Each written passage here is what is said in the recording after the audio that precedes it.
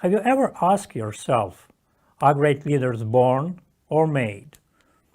Alexander the Great, Martin Luther King, Steve Jobs, Mother Teresa, Bill Gates, Oprah Winfrey, and thousands of other influential leaders left their imprints of modern society.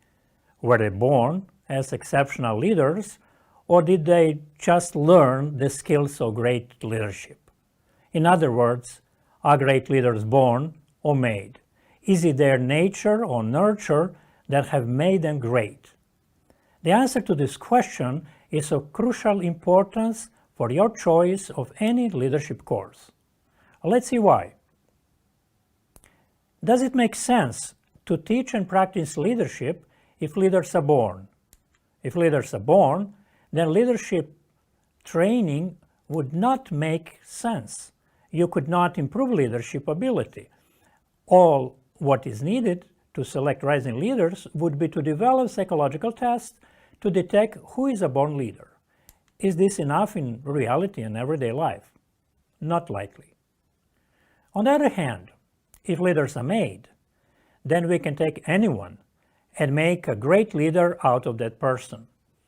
Leadership seminars and courses would make a lot of sense, and billions invested in leadership education would be a good investment. Is it so? Not completely.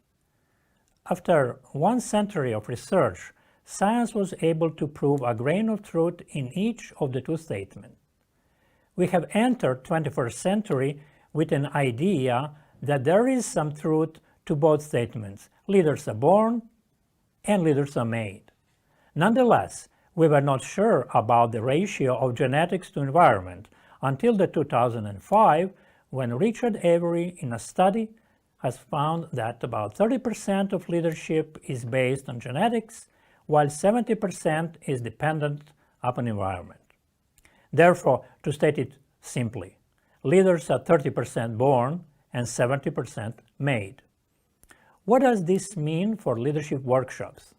It means that the path to excellent leaders you might be tomorrow should have 2 steps. First, it's important to select future leaders based on personality and leadership potential. And second, help those selected leaders to understand, practice, and apply leadership in everyday life to become rising and then finally real influential leaders. For every aspiring leader, this means that the challenge is to identify their latent potential and then to develop their competencies through learning process.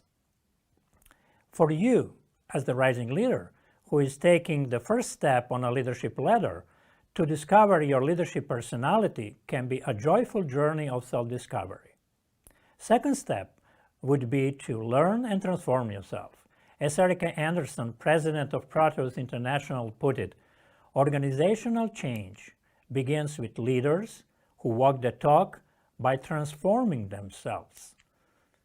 Therefore, you should walk the talk and improve your inborn leadership potential by learning new leadership competencies for the benefit of your family, your team, your organization, your nation, or even mankind in general. Remember, 70% of leadership potential is in your hands.